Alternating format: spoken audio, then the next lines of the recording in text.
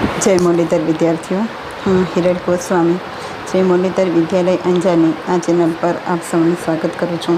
तो आज आप जोईशुं धोरण 9 विषय सामाजिक विज्ञान पाठ नंबर 8 एना बीजो विडियो जेनी आपणे शरूआत करी रह्या छीए। प्रथम विडियो में आपणे जे पायाना आधार स्तंभों छे एमांनो पहलो पॉइंट आपणे समझी चूक्या छीए। हवे आपणे बीजा पॉइंटनी शरूआत करीए।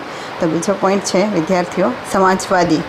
तो समाजवादी है एनी अंदर शू आपेलू है आपणे जोईए कि भारत में 1976 में कटोकटी शासन दरमियान बंधारणना 42मां सुधारा द्वारा आमुख में समाजवादी शब्द उमेरवामां आव्यो छे। तो विद्यार्थियों आपणे जे जोईए छे ए आमुखना जे पायाना शब्दों है आधार स्तंभों है शब्दों आपणे अत्यारे समजूती मेळवी रह्या छीए। तो जे आमुख शब्द आमुख है एनी अंदर जे समाजवादी शब्द है क्यारे उमेरवामां आव्यो विद्यार्थियों? तो आमुख जे छे एनो समाजवादी शब्द 1976 अंदर क्यारे 42मां सुधारामां उमेरवामां आव्यो। भारतीय बंधारणना मोटा भागनी जोगवाईओ प्रत्यक्ष के परोक्ष रूपे सामाजिक क्रांति द्वारा सामाजिक और आर्थिक समानता साधीने कल्याण राज स्थापवानो मूळ उद्देश्य छे। तो समाजवादी शब्दनो उद्देश्य शुं छे कि प्रत्यक्ष के परोक्ष रीते समाज में क्रांति लावी अने आर्थिक रीते पण बधी रीते समानता सिद्ध करी अने कल्याण राज एटले के लोकोनुं कल्याण करवानो एनो मूळ उद्देश्य छे। आमुख में तमाम नागरिकोने सामाजिक राजकीय तेमज आर्थिक न्याय अने समानता प्राप्त थाय तेवी समाजवादी विचारसरणी धरावती समाज रचनानी स्थापनानुं ध्येय राजनीतिना मार्गदर्शक सिद्धांतोमां राखवामां आव्युं छे। तो आमुखनी अंदर छे बधा ज नागरिकोने बधी ज रीते समानता प्राप्त थाय एवी समाजवादी विचारसरणी छे एने स्थान आपवामां आव्युं छे। समाजवादी समाज रचना में राष्ट्रीय संसाधनों की न्याययुक्त वहेंचणी राष्ट्रीय संसाधनों एटले के राष्ट्रनी जे पण बधी मिलकतों है जे पण प्रॉपर्टी है एनी न्यायपूर्वक वहेंचणी उत्पादन और वितरण व्यवस्था राज्य हस्तक होय एटले कोईपण वस्तु है तो एनु उत्पादन के वितरण व्यवस्था है कोना हस्तक होय विद्यार्थियों? राज्य हस्तक एटले के राज्यना हाथ में होय। राज्य में विविध विस्तारों और व्यवसायों में कार्य करता लोको वच्चे आवकनी असमानता ओछी करवानो प्रयत्न करवामां आवतो होय एटले के राज्य में अलग अलग व्यवसाय में के अलग अलग विस्तार में जे पण लोको काम करे छे एनी वच्चे आवकनी जे असमानता है जे गेप है ये थोड़ी ओछी करवानो पण अहींया प्रयत्न करवामां आव्यो छे। कोई व्यक्ति के समूहना हाथ में संपत्ति केन्द्रित थयेली न होय एटले एवुं न थाय कि अमुक जे प्रतिष्ठित वर्ग है एनी ज आवक वधारे होय अने बधी संपत्ति है एना हाथ में केन्द्रित थई जती होय अने सौने स्वस्थ और गौरवपूर्वक विकासनी तको और सगवड़ो प्राप्त थाय जे द्वारा सामाजिक कल्याण साधवानो और गरीब तमगરના भेदोने नाबूद करीने लोकोनुं जीवन धोरण ऊँचुं लावीने तेओमां सामाजिक और आर्थिक कल्याण साधवानो प्रयत्न करवा बंधारणना राज्योने मार्गदर्शन आपेल छे। तो बंधारणनी अंदर कोईपण जे छे गरीब के अमीरना भेदों है एने नाबूद करी अने लोकोनुं जीवन धोरण केम ऊँचुं आवे अने लोकोनुं केम सामाजिक और आर्थिक कल्याण थाय एना विषे बंधारणनी अंदर बधा राज्यों ने मार्गदर्शन आपवामां आवेल छे। तेथी भारतीय बंधारण है एक सामाजिक दस्तावेज है। तो आ रीते आपणे कही सकीए कि भारतीय बंधारण है केवो दस्तावेज है विद्यार्थियों? तो ये सामाजिक दस्तावेज है। त्यार पछी त्रीजो पॉइंट है बिन सांप्रदायिकता। तो बिन सांप्रदायिकता है 1976 42मां बंधारणीय सुधाराथी आमुख में बिन सांप्रदायिक शब्द उमेरवामां आव्यो छे। तो विद्यार्थियों आ शब्द है ये खास याद रखवाना है। जो 1946 42मो सुधारो है 1976 42मो सुधारो तो त्यारे एमां बिन सांप्रदायिकता शब्द उमेरवामां आवे छे। समाजवादी शब्द पण त्यारे ज उमेरवामां आव्यो छे। तो बिन सांप्रदायिकता है ये आपणे जोईए कि शुं छे। भारत एक धर्मनिरपेक्ष के बिन सांप्रदायिक राज्य है। तो भारत है विद्यार्थियों केवुं राज्य है? धर्मनिरपेक्ष एटले के कोईपण धर्म पर बंधन नहीं। बंधारणीय जोगवाई मुजब भारत धार्मिक राज्य बनी सके नहीं एटले के भारत में कोई एक धर्म नहीं पण अलग अलग धर्मना लोको छे ई वसे छे। भारतना राज्य ने पोतानो कोई धर्म नहीं एटले भारतना कोईपण राज्य है ने कोई एक धर्म नहीं कि आ राज्य है तो एनी अंदर आ धर्मना ज लोको हशे। बधी जग्याए बधा धर्मना लोको आपणे जोवा मळे छे। तेथी धर्मनी बाबतमां राज्यमां कोई दखलगिरी करशे नहीं एटले कि कोईपण राज्य है धर्मनी बाबते दखलगिरी न करी सके। तेथी राज्य कोईपण धार्मिक प्रवृत्तिने टेको आपी सके नहीं एटले कि राज्य है કોઈપણ ધાર્મિક પ્રવૃત્તિને સાથ પણ આપી ન શકે. રાજ્ય કોઈપણ બિનસાંપ્રદાયિક પ્રવૃત્તિઓ સાથે ધર્મને જોડી શકશે નહીં, એટલે કે ધર્મથી વિરુદ્ધ પ્રવૃત્તિઓ સાથે તે રાજ્યને કે ધર્મને જોડી શકશે નહીં. દેશના કોઈપણ નાગરિકને પોતાની ઈચ્છા અનુસાર ગમે તે ધર્મ પાળવાની સ્વતંત્રતા છે, એટલે કે દેશનો કોઈપણ નાગરિક છે અને પોતાને સ્વતંત્રતા છે કે એને કયા ધર્મમાં જોડાવવું, એટલે એના ઉપર કોઈ દબાણ કરી શકશે નહીં. રાજ્ય ધર્મ કે સંપ્રદાયના નામે કોઈપણ નાગરિક પ્રત્યે પક્ષપાત કે ભેદભાવ રાખી શકશે નહીં. એટલે રાજ્ય છે કે ધર્મ કે સંપ્રદાયના નામે કોઈ પણ વ્યક્તિ સાથે અન્યાય કરી શકશે નહીં, કે આ મુસલમાન છે તો આપણે એને થોડોક ઓછો પગાર આપીએ કે આ કે તે, તો આવી રીતના કોઈ પણ પ્રકારના અન્યાય છે એ ધર્મને કે જાતિને ધ્યાનમાં રાખીને કરવામાં આવશે નહીં. તેને જાહેર નોકરી તેમજ રાજકીય અધિકારો ભોગવવાની સમાન તક પૂરી પાડવામાં આવે છે, એટલે કે જે સરકારી નોકરીઓ છે તો સરકારી નોકરીઓમાં એને મેરિટના આધારે, નહીં કે જાતિ કે ધર્મના આધારે એને સ્થાન આપવામાં આવે. આમ બિનસાંપ્રદાયિકતા એ બંધારણનું મૂળ તત્વ અને લોકશાહીનું અનિવાર્ય લક્ષણ ગણાય છે. તો આવી રીતના છે બિનસાંપ્રદાયિકતા શબ્દ છે એ એક અનિવાર્ય લક્ષણ છે. સર્વધર્મ સમદ્રષ્ટિ તથા સર્વધર્મ સમભાવ. સર્વધર્મ સમદ્રષ્ટિ એટલે કે બધા ધર્મ પ્રત્યે આપણે સમાન દ્રષ્ટિ રાખવાની છે અને બધા ધર્મ પ્રત્યે ભાવ છે એ કેવો રાખવાનો છે? સમાન. આ સિદ્ધાંતને વરેલ ભારતીય બંધારણમાં કોઈ ધર્મને રાજ્યમાં ઉત્તેજન આપવામાં નહીં આવે, એટલે કે રાજ્ય માટે બધા ધર્મો છે એ કેવા હોવા જોઈએ? સમાન હોવા જોઈએ. કોઈ પણ એક ધર્મને વધારે ઉત્તેજન આપવામાં આવશે નહીં. વ્યક્તિને પોતાની ધાર્મિક માન્યતા, આસ્થા, શ્રદ્ધા રાખવા સાથે તેના પ્રચાર પ્રસાર કરવાના નાગરિકના અધિકારને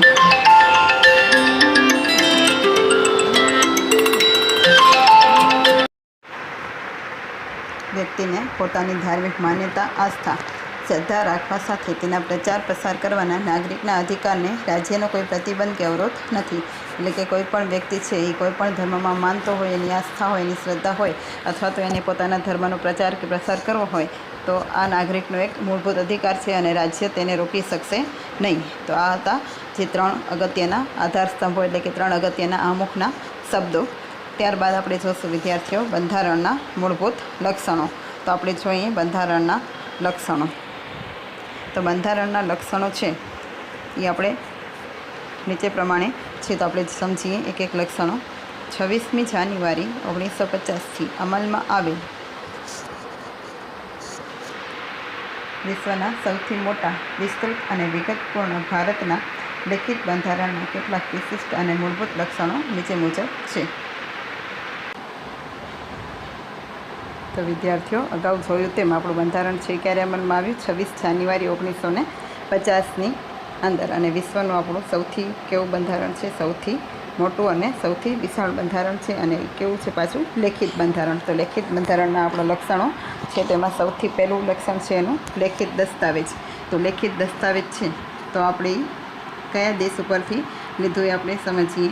તો બ્રિટન અને ઇઝરાયલના અપવાદ સિવાય ભારત સહિત દુનિયાના બધા જ લોકશાહી દેશોના બંધારણ છે એ કયા સ્વરૂપે છે વિદ્યાર્થીઓ? લેખિત સ્વરૂપે. એટલે છે બ્રિટન અને ઇઝરાયલ છે એ જ 2 દેશ કેવા છે કે જ્યાં લેખિત બંધારણ નથી. બાકીના બધા દેશોમાં બંધારણ કેવું છે? લેખિત સ્વરૂપે છે. ભારતની સામાજિક, ભૌગોલિક, બહુવિધ પરિસ્થિતિ અને પૂર્વ ઇતિહાસને ધ્યાનમાં લઈને બંધારણ સભાએ બંધારણ લેખિત સ્વરૂપે રાખવાનું મુનાસિબ માન્યું હતું. એટલે કે ભારતની જે બધા પ્રકારની પરિસ્થિતિ છે અને એનો જે ભૂતકાળનો ઇતિહાસ છે એને ધ્યાનમાં લઈ અને બંધારણ સભાએ લેખિત સ્વરૂપે બંધારણ રાખવાનું મુનાસિબ માન્યું, એટલે કે યોગ્ય માન્યું હતું.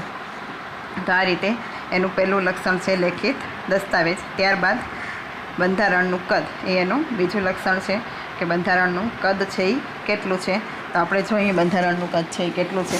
ભારતનું બંધારણ છે એ કેટલા ભાગોમાં વહેંચાયેલું છે વિદ્યાર્થીઓ? કુલ 22 ભાગોમાં વહેંચાયેલું છે. એની અંદર 395 અનુચ્છેદ એટલે કે આર્ટિકલ્સ આવેલા છે અને 8 છે એ પરિશિષ્ટો છે. અને અત્યારે હવે જોવા જઈએ તો કેટલા પરિશિષ્ટો થઈ ગયા છે?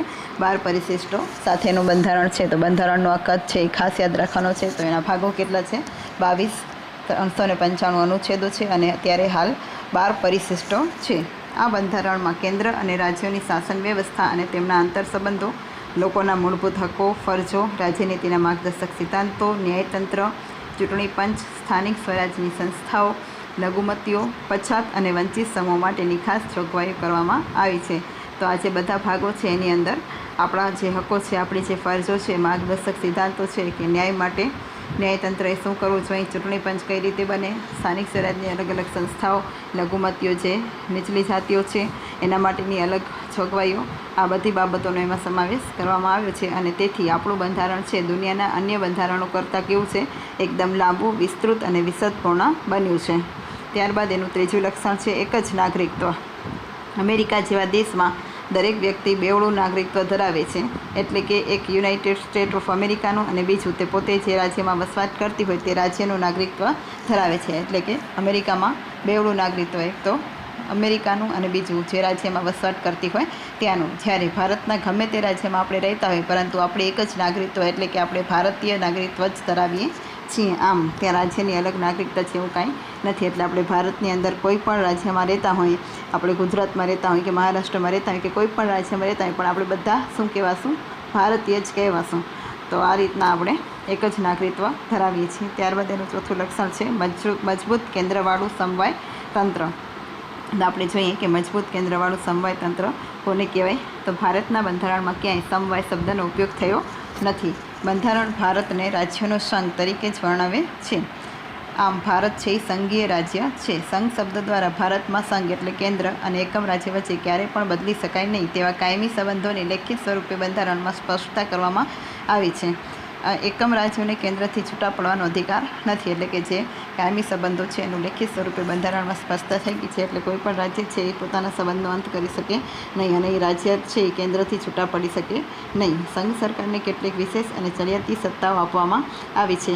કેન્દ્ર સરકાર અને પ્રાદેશિક રાજ્ય સરકારો વચ્ચે સત્તાની સ્પષ્ટ વહેંચણી કરવામાં આવી છે. એટલે કે કેન્દ્ર સરકારની શું સત્તા છે અને પ્રાદેશિક એટલે પ્રદેશોની જુદી જુદી રાજ્ય સરકારો છે એની સત્તાની પણ વહેંચણી કરી દેવામાં આવી છે, જેથી રાજ્ય સરકાર પોતાના જ પ્રદેશ ઉપર પોતાના કાર્યક્ષેત્રના અનુસંધાને પોતાના કાયદાઓ ઘડી શકે છે. કેન્દ્ર અને રાજ્ય વચ્ચે સત્તાના વિભાજન થકી બંધારણમાં બક્ષવામાં આવેલ સત્તાઓ ભોગવે છે. સમવાય તંત્રમાં તટસ્થ, નિષ્પક્ષ અને સ્વતંત્ર ન્યાયતંત્ર છે. એટલે કે આપણું જે ન્યાયતંત્ર છે કેવું છે, એકદમ તટસ્થ, નિષ્પક્ષ અને સ્વતંત્ર. જે કેન્દ્ર અને રાજ્ય વચ્ચે સત્તાના અને કાર્યના વિભાજનના સંદર્ભે કોઈ મડાગાંઠ ઊભી થાય તો બંધારણનું અર્થઘટન કરી તેનું નિરાકરણ લાવવાની કામગીરી કરે છે. તો કેન્દ્ર અને રાજ્ય વચ્ચે કોઈ પણ મડાગાંઠ એટલે કે કોઈ પણ બાબત ઊભી થાય, કોઈ પણ ઝઘડો ઊભો થાય તો એના માટે બંધારણનું અર્થઘટન કરી શકીએ અને એનો ઉકેલ લાવી શકીએ. ભારતમાં કેન્દ્ર અને રાજ્ય વચ્ચે સત્તાનું સ્પષ્ટ અને વિશદ વિભાજન કરવામાં આવ્યું છે. એટલે બંને વચ્ચે સત્તા એકદમ વિશાળ સ્વરૂપે વિભાજિત કરી દેવામાં આવી છે. જે માટે 3 યાદીઓ બંધારણમાં મૂકવામાં આવી છે. તો સૌથી પહેલી છે કેન્દ્ર એટલે કે સંઘ યાદી. તો કે સંઘ યાદીની અંદર કુલ કેટલા વિષયો છે? 97 વિષયોનો સમાવેશ કરવામાં આવ્યો છે. જેમાં કાયદો ઘડવાની સંપૂર્ણ સત્તા સંસદ ધરાવે છે.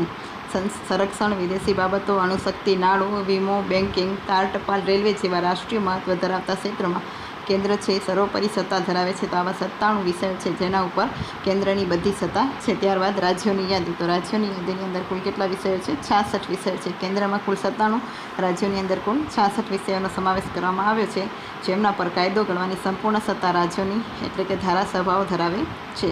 કાયદો અને વ્યવસ્થા, શિક્ષણ, સ્થાનિક સ્વરાજ્યની સંસ્થાઓ, કૃષિ, સિંચાઈ, આરોગ્ય, ભૂમિ, રાજ્યોની આંતરિક વેપાર વાણિજ્યક વિષયક સેવાઓનો સમાવેશ તેમાં કરવામાં આવે છે.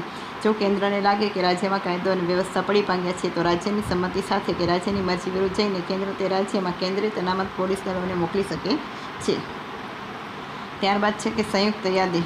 તો સંયુક્ત યાદીની અંદર શું છે કે એમાં કુલ કેટલા વિષયોનો સમાવેશ થાય છે? કુલ 47 જેટલા વિષયોનો સમાવેશ કરવામાં આવ્યો છે, જેમના પર કાયદો ઘડવાની સત્તા કેન્દ્ર અને રાજ્ય બંને ધરાવે છે. તો અમુક બાબતો એવી છે કે જેમાં સંયુક્ત સત્તા ધરાવે છે કોણ? કેન્દ્ર અને રાજ્ય. પરંતુ જ્યારે રાજ્યોમાં કાયદામાં વિવાદ કે સંઘર્ષ ઊભો થાય ત્યારે કેન્દ્રનો કાયદો ચડિયાતો અને સર્વોપરી ગણાય છે. તો જ્યારે વિવાદ થાય ત્યારે કોનો કાયદો છે ચડિયાતો ગણાય?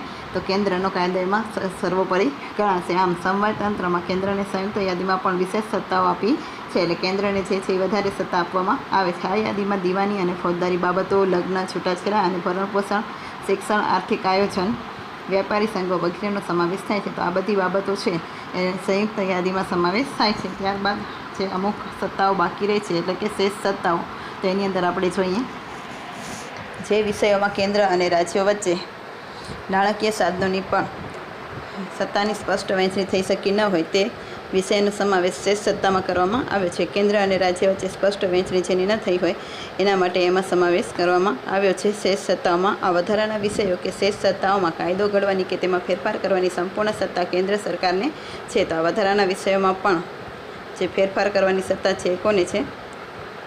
તો ફેરફાર કરવાની સત્તા એ કેન્દ્ર સરકારને છે, એટલે કે કેન્દ્ર સરકારને જ વધારાની સત્તાઓ આપવામાં આવી છે. ભારતમાં કેન્દ્ર અને રાજ્યો વચ્ચે નાણાકીય સાધનની પણ વહેંચણી કરવામાં આવી છે. આબકારી જકાત, આયાત નિકાસ જકાત, આવકવેરો વગેરે વધુ આવકો આપતા કરવેરા કેન્દ્રોને ફાળવવામાં આવ્યા છે. એટલે કે અમુક કરવેરા છે એ કેન્દ્રએ ઉઘરાવવાના હોય છે. કેવા? આબકારી જકાત, આયાત નિકાસ, આવકવેરો, આ વધારે આવક આપતી જે કરવેરા છે એ બધા કોણ ઉઘરાવશે? કેન્દ્ર. જ્યારે વેચાણ વેરો, મનોરંજન વેરો, મહેસૂલ વેરો, શિક્ષણ વેરો જેવી ઓછી આવક ધરાવતા છે એ સાધનો કોને આપવામાં આવ્યા છે? રાજ્યોને ફાળવવામાં આવે છે. તેથી રાજ્યોએ કેન્દ્ર પાસેથી ગ્રાન્ટ સ્વરૂપે આર્થિક સહાયનો આધાર રાખવો પડે છે. એટલે કે રાજ્યએ કેન્દ્ર પાસે ગ્રાન્ટ મેળવવા માટે તો આધાર તો રાખવો જ પડે. ત્યારબાદ છે પાંચમું, કટોકટી વેળા એકતંત્રી વ્યવસ્થા. એટલે કે જ્યારે કટોકટી જાહેર થાય ત્યારે આ બંનેની સત્તા હોય નહીં, પણ ત્યારે એકતંત્ર જ થઈ જાય. એકતંત્રી વ્યવસ્થા છે આપણને જાણવી પડે. તો 3 પ્રકારની કટોકટીની જોગવાઈ આપણે અહીંયા કરવામાં આવી છે. ભારતના બંધારણમાં 3 પ્રકારની કટોકટી છે. તો 3 પ્રકારની કટોકટીમાં પહેલી કટોકટી કઈ છે? યુદ્ધ, બાહ્ય આક્રમણ કે સશસ્ત્ર બળવો. આવા સંજોગો ઊભા થાય અને રાષ્ટ્રીય સલામતી જોખવાય તો દેશમાં કટોકટી જાહેર થઈ શકે. ત્યારબાદ રાજ્યમાં કાયદો અને વ્યવસ્થાની પરિસ્થિતિ પડી ભાંગે અથવા બંધારણીય જોગવાઈ અનુસાર રાજ્યની સરકાર ચાલી શકે તેમ ન હોય ત્યારે કેન્દ્ર સરકાર બંધારણીય કટોકટી જાહેર કરી શકે છે અને રાષ્ટ્રપતિ શાસન છે એ રાજ્યમાં લાગુ પાડી શકે. ત્યારબાદ ત્રીજું છે કે સતત ભાવ વધારાને કારણે નાણાંના મૂલ્યમાં ઝડપથી ધોવાણ થતું હોય ત્યારે નાણાકીય કટોકટી જાહેર કરી શકાય. તો આ 3 પ્રકારની કટોકટી છે એ આપણે જાહેર થઈ શકે. આમ કટોકટીની આ 3 જોગવાઈઓ હેઠળ આપણું સમવાય તંત્ર એકંદરે એકતંત્રી વ્યવસ્થામાં ફેરવાઈ જાય છે અને તેટલા સમયગાળા પૂરતું સમવાય તંત્ર સ્થગિત થઈ જાય છે. એટલે કટોકટીમાં જે સમવાય તંત્ર છે એ રહેશે નહીં, એમાં એકતંત્રી વ્યવસ્થા લાગુ પડશે. ત્યારબાદ એનું છઠ્ઠું લક્ષણ છે દ્વિગૃહી પ્રથા. એટલે કે આપણે અહીંયા 2 ગૃહ છે, રાજ્યસભા અને લોકસભા. તો આપણે જોઈએ લોકો દ્વારા ચૂંટાયેલા પ્રતિનિધિઓમાંથી બનેલી લોકસભા છે. તો લોકસભા છે કઈ રીતના બની છે? લોકો દ્વારા ચૂંટાયેલા પ્રતિનિધિઓમાંથી. લોકશાહીમાં લોકસભા સાચી સત્તા સ્થાપિત થયેલી છે અને સંસદના 2 ગૃહ છે. એક ઉપલું ગૃહ છે રાજ્યસભા છે અને નીચલું ગૃહ છે જે લોકસભા છે. પ્રધાનમંડળની રચના સંસદ સભ્યોથી કરવામાં આવે છે. પ્રધાનમંડળની રચના છે એ કોણ કરે છે? સંસદના સભ્યો. તો પ્રધાનમંડળ છે એ કોને જવાબદાર હોય? કોઈ પણ કામકાજ કરવું હોય તો એ સંસદને જવાબદાર હોય. પ્રધાનમંડળ છે લોકસભાનો વિશ્વાસ ધરાવે ત્યાં સુધી સત્તા ઉપર રહી શકે. એક વખત જો લોકસભાનો વિશ્વાસ ગુમાવે તો એ સત્તા ઉપરથી નીચે આવી જશે. સંસદીય સરકારે સંયુક્ત જવાબદારીના સિદ્ધાંત પર કામ કરે છે. પ્રધાનમંડળમાં અત્યંત મહત્ત્વના નિર્ણયો લેવાતા હોય છે. કેન્દ્રમાં રાષ્ટ્રપતિના નામે તથા રાજ્યમાં રાજ્યપાલના નામે વહીવટ ચાલતો હોવા છતાં ખરેખર સત્તા કેન્દ્રમાં વડાપ્રધાનની આગેવાની હેઠળનો પ્રધાનમંડળ અને રાજ્યમાં મુખ્યપ્રધાનના વડપણ હેઠળનું પ્રધાનમંડળ જ વહીવટી અને કારોબારી સત્તા ધરાવે છે. એટલે કે કેન્દ્રમાં કોઈ પણ જે વ્યવહારો છે એ કોના નામે થતા હોય? રાષ્ટ્રપતિના નામે. અને રાજ્યમાં છે એ રાજ્યપાલના નામે થતા હોય, પણ છતાં પણ કેન્દ્રમાં વડાપ્રધાન છે એ કામકાજ કરતા હોય અને રાજ્યમાં છે એ પ્રધાનમંડળ છે એ જ બધું કામકાજ સંભાળતા હોય છે. રાજ્યનું પ્રધાનમંડળ છે એ રાજ્યની વિધાનસભાને જવાબદાર હોય. રાજ્યનું જે પ્રધાનમંડળ છે એ કોને જવાબદાર હોય? રાજ્યની વિધાનસભાને. લોકસભા છે એ કાયમી ગૃહ નથી, એની મુદત છે 5 વર્ષની. એટલે 5 વર્ષ થાય એટલે લોકસભાના સભ્યો બદલાઈ જાય છે. તો આ રીતના રાજ્યસભામાં સભ્યો વિધાનસભામાં ચૂંટાઈ આવેલા ધારાસભ્યો ચૂંટે છે. તેઓ જે તે રાજ્યનું પ્રતિનિધિત્વ કરે છે. રાજ્યસભામાં વિવિધ ક્ષેત્રના નિષ્ણાત અનુભવી એવી 12 વ્યક્તિની સભ્ય તરીકેની પસંદગી કોણ કરે? રાષ્ટ્રપતિ. એટલે રાજ્યસભાની અંદર જેટલા સભ્યો છે એમાંથી 12 સભ્યો છે એની પસંદગી કોણે કરી હશે? રાષ્ટ્રપતિએ કરી હશે. અને એ રાષ્ટ્રપતિએ કેટલા સભ્યોની? 12 એવી વ્યક્તિઓની નિમણૂક કરી હશે કે જે એકદમ નિષ્ણાત હશે કોઈ પણ ક્ષેત્રમાં, અથવા તો એકદમ વધારે પડતા અનુભવી હશે. રાજ્યસભા છે એ કેવું ગૃહ છે? કાયમી ગૃહ છે. એટલે કે એનું ક્યારેય વિસર્જન થઈ શકે નહીં, પરંતુ એની અંદરના જે સભ્યો છે એના કુલ સભ્યોના 1/3 સભ્યો છે એ કેટલા વર્ષે નિવૃત્ત થશે? દર 2 વર્ષે નિવૃત્ત થશે. અને તેટલા જ સભ્યો છે એ ફરીથી ચૂંટાવાને પાત્ર છે. આમ રાજ્યસભાના સભ્ય 6 વર્ષ સુધી સભ્યપદ ધરાવી શકે છે. રાજ્યસભાની સત્તા છે એ પ્રમાણમાં ઓછી છે, જ્યારે લોકસભાની સત્તાઓ વિશેષ, ચડિયાતી અને નિર્ણાયક છે. રાજ્યસભાનું સંપૂર્ણપણે વિસર્જન થતું નથી. ત્યારબાદ એનું 7મું લક્ષણ છે સ્વતંત્ર, નિષ્પક્ષ અને એકીકૃત ન્યાયતંત્ર. એટલે કે આપણું જે ન્યાયતંત્ર છે કેવું છે? સ્વતંત્ર, કોઈના દબાણમાં નથી. નિષ્પક્ષ એટલે કે કોઈ પક્ષ માટે નથી. અને એકીકૃત એટલે કે એક જ એની લિંક છે એ રહેલી છે, એમાં કોઈ બેવડું કામ થતું નથી. બંધારણીય જોગવાઈ અનુસાર ભારતમાં સળંગ, સ્વતંત્ર, નિષ્પક્ષ અને એકસૂત્રીય ન્યાયતંત્રની સ્થાપના કરવામાં આવી છે, જેની ટોચ છે સર્વોચ્ચ અદાલત, પછી મધ્યમાં એટલે કે રાજ્ય કક્ષાએ વડી અદાલત. તો સૌથી ટોચ ઉપરની અદાલત એટલે કઈ? સર્વોચ્ચ અદાલત. અને પછી રાજ્ય કક્ષાની વડી અદાલતો અને છેલ્લે નીચે જિલ્લા કક્ષાની તાબાની અદાલતોનો સમાવેશ થાય છે. સર્વોચ્ચ અદાલતના ચુકાદા ભારતમાં આવેલ તમામ અદાલતો માટે બંધન કરતા છે. સર્વોચ્ચ અદાલત જે પણ ચુકાદો લઈ લે કોઈ પણ કોર્ટમાં એને આપણે પડકારી શકાતો નથી. સર્વોચ્ચ અદાલત છે એ છેલ્લે બંધન કરતા રહે છે. સંઘ સરકાર અને રાજ્ય સરકાર વચ્ચે બંધારણીય બાબતો કે કાયદાના અર્થઘટનો અંગે વિવાદ થાય તો તેના ઉકેલની અંતિમ સત્તા છે એ કોની છે? સર્વોચ્ચ અદાલતની જ છે. ન્યાયતંત્ર કારોબારીથી સ્વતંત્ર છે, એટલે કે ન્યાયતંત્ર છે એ કોઈ પણ આ કામકાજ છે એનાથી સ્વતંત્ર છે, એટલે કે એને કોઈ પણ દબાણ આપી શકે નહીં. બંધારણના રક્ષક અને વાલી તરીકે ન્યાયતંત્ર નાગરિકોના અધિકારોનું રક્ષણ કરે છે, એટલે કે આખું બંધારણ છે એના રક્ષા કરે છે અને જે નાગરિકો છે એના અધિકારોનું એક વાલી તરીકે એનું રક્ષણ કરવાનું કામ કરે છે, એટલે કે એમાં કારોબારી કેન્દ્ર સરકાર કે રાજ્ય સરકારની કોઈ પણ દખલગીરી ચાલી શકે નહીં. ત્યારબાદ 8મું લક્ષણ છે બંધારણમાં સુધારો. બંધારણમાં સુધારો આપણે જોઈએ. ભારતીય બંધારણ અન્ય દેશોના બંધારણ કરતાં પરિવર્તનશીલ છે. એટલે આપણું બંધારણ છે કેવું છે? પરિવર્તનશીલ છે, જળ નથી. એટલે આપણે એમાં ક્યારેય પણ સુધારો કરવો હોય તો આપણે સુધારો કરી શકીએ છીએ. સમય અને સંજોગોને આધીન બંધારણમાં ફેરફાર કરવાની જરૂર પડતી હોય છે. બંધારણમાં ફેરફારની કલમોને 3 ભાગમાં વહેંચવામાં આવી છે. તો 3 પ્રકારે આપણે એમાં સુધારો કરી શકીએ. તો સૌથી પહેલું છે કે અમુક જોગવાઈઓમાં સંસદના હાજર અને મત આપતા સભ્યોની સાદી બહુમતીથી સુધારો કરી શકાય. આપણે સુધારો કરવો હોય તો સંસદની જે છે એ બહુમતી લેવી પડે. અમુક જોગવાઈઓમાં સંસદના બંને ગૃહની કુલ સભ્યોની બહુમતી અને હાજર તેમજ મત આપતા સભ્યોની 2/3 સ્પષ્ટ બહુમતીથી ફેરફાર થઈ શકે.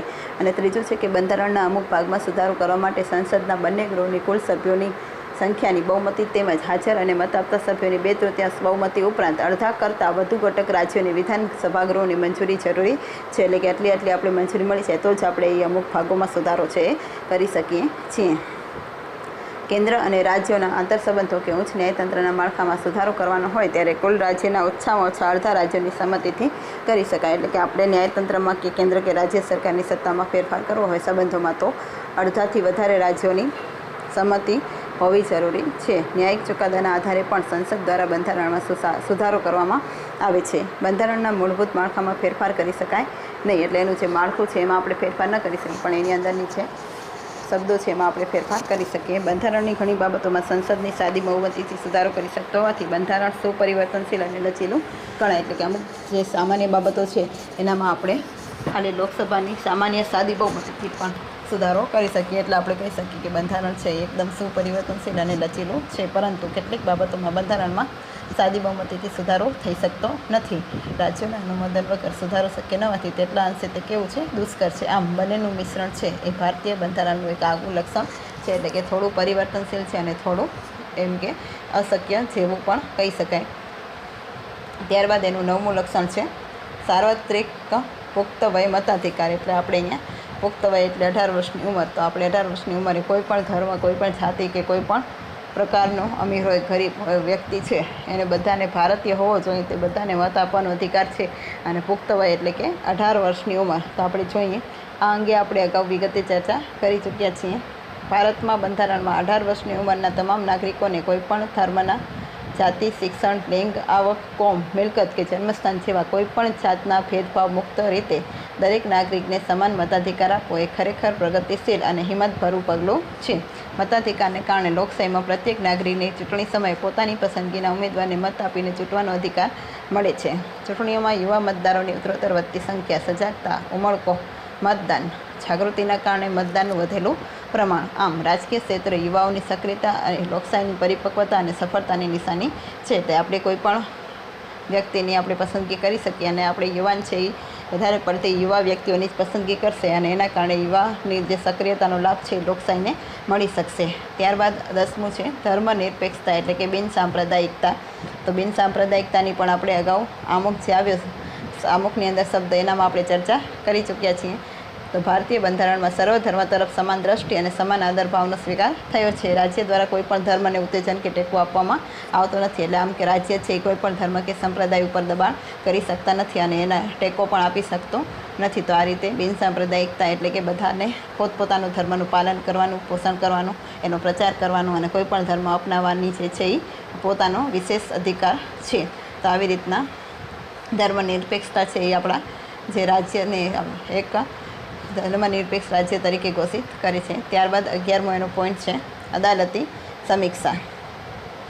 અદાલતી સમીક્ષા છે એ બંધારણનું એક વિશિષ્ટ લક્ષણ છે. સંઘ અને રાજ્યો દરેક પોતાના કાર્યક્ષેત્રમાં રહીને જ કામ કે વહીવટ કરે એ જોવાની સત્તા છે એ કોને છે?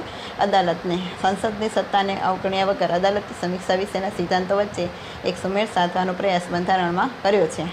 સંસદ કે ધારાસભાએ ઘડેલા કાયદા અને બહાર પાડેલા આદેશો, વટહુકમો, અદાલતી ચુકાદાઓ અને બંધારણીય સુધારાની સમીક્ષા કરવાની સત્તા અદાલતને આપવામાં આવી છે. અદાલતને જો ખાતરી થાય કે કાયદાઓ, સુધારા કે બહાર પાડેલા હુકમો છે એ બંધારણની જોગવાઈ સાથે સુસંગત નથી તો અદાલત છે એને શું કરી શકે? ગેરબંધારણીય ઠેરવી અને એને રદ પણ જાહેર કરી શકે. તો આ રીતે અદાલતને હક છે કે સંસદના કાયદા છે એને રદ પણ કરી શકે ક્યારે કે જ્યારે એ બંધારણ સાથે સુસંગત થતા ન હોય ત્યારે. ત્યારબાદ છે મૂળભૂત હક્કો અને ફરજો. ભારતના લોકો એક સ્વતંત્ર રાષ્ટ્રના નાગરિક તરીકે ગૌરવપૂર્ણ જીવન જીવી શકે તે માટે બંધારણમાં મૂળભૂત હક્કો આપવામાં આવ્યા છે. સર્વાંગી વિકાસની સાથે રાષ્ટ્રના વિકાસ માટે જરૂરી સ્વતંત્રતાની ખાતરી સાથે હક્કો અને ફરજો એ લોકશાહી સમાજની મહામૂલી મૂડી છે. એટલે કે એવા હક્કો અને ફરજો આપવામાં આવે છે કે જેને કારણે નાગરિકોને એક મૂડી આપી હોય એવું ફીલ થઈ શકે. બંધારણીય ઇલાજનો હક તથા 6 થી 14 વર્ષ સુધીના બાળકોને ફરજિયાત શિક્ષણનો હક પણ બંધારણમાં સમાવવામાં આવ્યો છે. 6 થી 14 વર્ષનું બાળક છે એને આપણે ફરજિયાત શિક્ષણ આપવાનું છે, એના પાસે બાળ મજૂરી કરાવવાની નથી. તો આ એક હક છે એ બંધારણની અંદર સમાવવામાં આવે છે. તો આવા તો ઘણા બધા આપણા હક અને ફરજો પણ બંધારણની અંદર સમાવવામાં આવ્યા છે. ત્યારબાદ 13મું છે પોઈન્ટ, રાજ્યનીતિના માર્ગદર્શક સિદ્ધાંતો.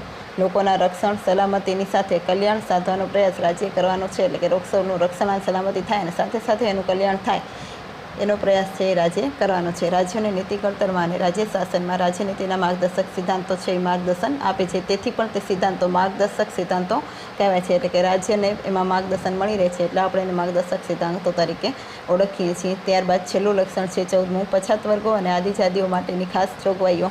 સમાજના પછાત વર્ગો કે પછાત જાતિઓ કે વંચિત સમુદાયના ઉત્કર્ષ અને તેઓને સામાન્ય પ્રવાહમાં ભેળવવા માટે સક્ષમ બનાવવા માટે ભારતના બંધારણમાં વિશેષ જોગવાઈઓ કરવામાં આવી છે. તમને ખ્યાલ જ હશે કે અનુસૂચિત જાતિ, જનજાતિ, બક્ષીપંચ આને થોડાક અનામત તરીકે વધારે અધિકારો આપવામાં આવે છે. આપણે જાહેર નોકરીઓમાં જોઈએ કે ગમે ત્યાં જોઈએ તો એને થોડી ઘણી એવી છૂટછાટો પણ મળતી હોય છે ઉંમરની બાબતોમાં કે આવકની બાબતોમાં. તો આ રીતે એના માટેની જોગવાઈ છે એ બંધારણમાં કરવામાં આવી છે.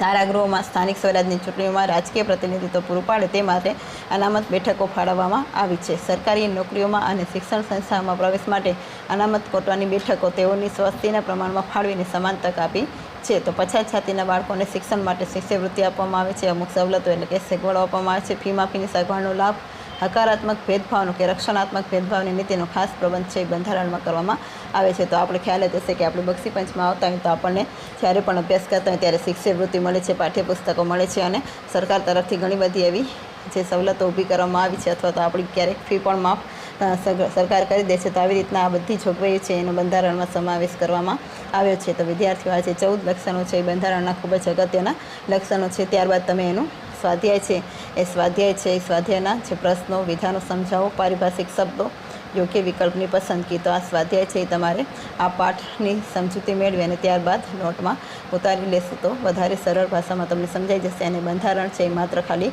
9મા ધોરણ પૂરતું જ નહીં પણ ભવિષ્યમાં પણ તમને કામ આવી શકે એવું છે. એટલે તમારે નોટમાં એક વ્યવસ્થિત મુદ્દાઓ તૈયાર કરી અને સાચવીને મૂકવાના છે કે જેથી તમે આગળ જતાં સ્પર્ધાત્મક પરીક્ષામાં પણ તેની તૈયારી કરો ત્યારે તમને કામ આવી શકે અને ત્યારે 9મા ધોરણની ચોપડી ખોલવાની જરૂર ન પડે. એના માટે અત્યારથી જ ખાસ ધ્યાન આપી અને તેનો અભ્યાસ કરી લેવો. અસ્તુ.